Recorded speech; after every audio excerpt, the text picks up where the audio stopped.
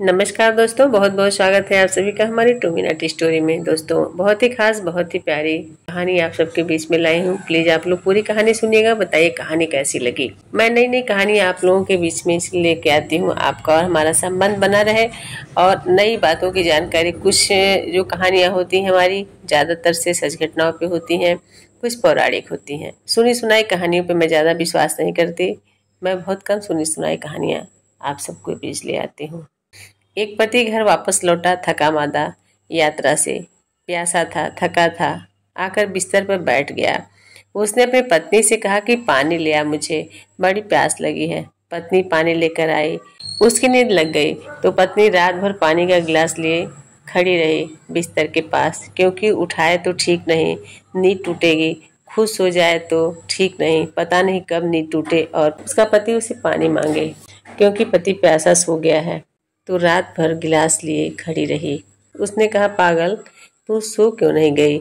उसने कहा, यह संभव न था, तुझे प्यास थी, तुम कभी भी उठ जाते तो तुम उठा लेती मुझे। पति ने कहा। उसने कहा, वह भी मुझसे ना हो सका, क्योंकि तुम थके थे और तुम्हें नींद भी आ गई थी, तो यही उचित था कि तुम सो रहे हो, मैं गिलास लिए खड़ी रहूं, जब तुम्हारी नींद खुले तब मैं तुझे पानी पिला दूं। पत्नी ने कहा कि कोई बात नहीं, तुम्हारी नींद नहीं खुली तो क्या हुआ, एक रात जागने से कुछ बिगड़ तो नहीं जाएगा। यह बात आग की तरह पूरे गांव में फैल गई। गांव का मुखिया पत्नी को बुलाया, जो रात भर अपने पति के लिए गिलास का पानी लिए खड़ी रही। बुलाकर मुखिया जहरात से, हीरो से उसका स्वागत किया।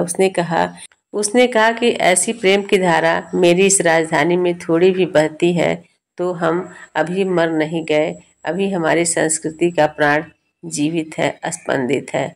उस मुखिया ने कहा। पड़ोस की महिला इससे बड़ी ईर्ष्या से भर गई कि यह भी कोई खास बात थी, एक रात गिलास हाथ में लिए खड़ी रहे, इसके लिए लाखों रुपए के हीरे जवाहरात दे दिए राजा ने, यह भी कोई बात हुई।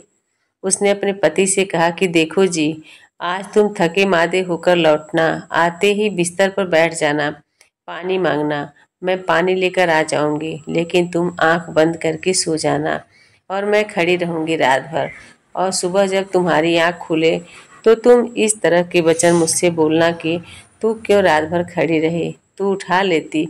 मैं कहूँगी कैसे उठा सकती थी, तुम थके मादे थे कि तुम सो जाती, तो मैं कहूँगी कैसे सो जाती, तुम्हें प्यास लगी थी।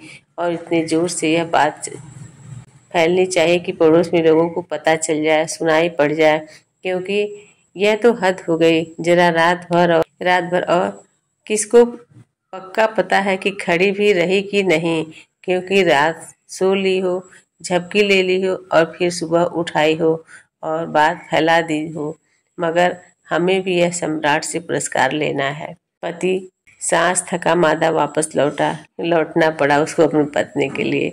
जब पत्नी कहे थके मादे लौटना पड़ा, आते ही बिस्तर पर बैठा, कहा प्यास लगी है, पत्नी से पानी मांगा। पति आंख बंद करके लेट गया। कोई नींद तो आई नहीं, लेकिन मजबूरी है, जब पत्नी कहती तो मानना पड़ेगा। और फिर लाखों करोड़ों के हीरे जवाहरात उसके मन को भी भा गए। अब पत्नी ने सोचा कि बाकी दृश्य तो सुबह ही होने वाला है, अब कोई रात भर बेकार खड़े रहने में भी क्या सार है, और किसको पता चलता है कि खड़े रहे कि नहीं खड़े रहे। वह भी सो गई गिलास विलास रखकर। सुबह उठकर उसने जोर से बातचीत शुरू की, पड़ोस जान ले। मुखिया के द्वार से उसके लिए भी बुलावा आया। बहुत प्रसन्न हुई, लेकिन जब दरबार में पहुंची तो बड़ी हैरानी हुई। मुखिया ने वहां कोड़े लिए हुए आदमी तैयार रखे थे और उस पर कोड़ों की वर्षा करवा दी। वह चीखी चिल्लाई कि यह क्या अन्याय है, एक को जवाहरात हीरे और मुझे कोड़े, मैंने भी तो वही किया जो उस औरत ने किया।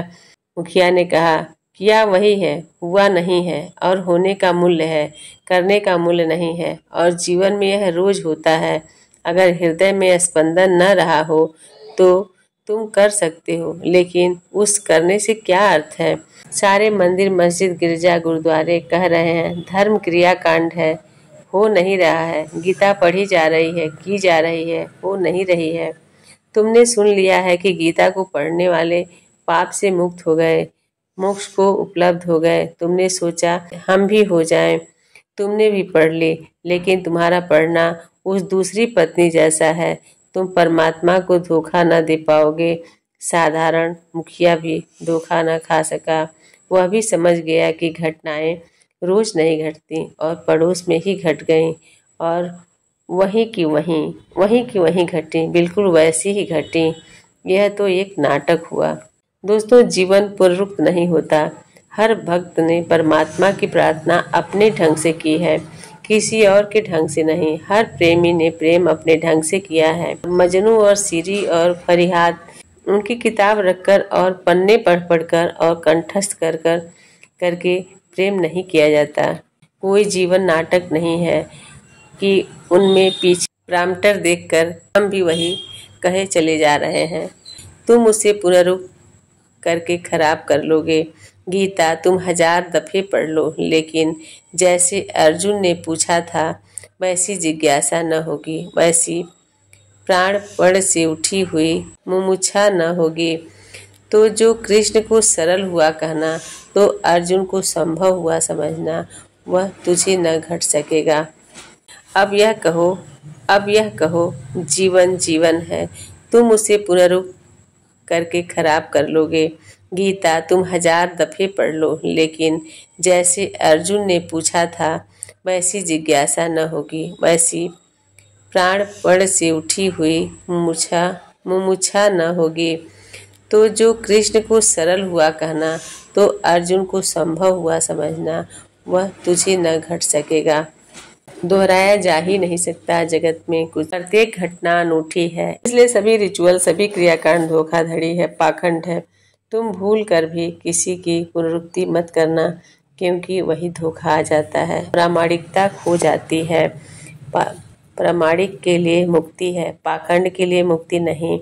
और तुम कितना ही लाख सिर पटको और कहो कि मैंने भी तो वैसा ही किया था, मैंने भी तो ठीक अक्षरशः पालन किया था नियम का, फिर यह अन्याय क्यों हो रहा है? अक्षरशः पालन का सवाल ही नहीं है।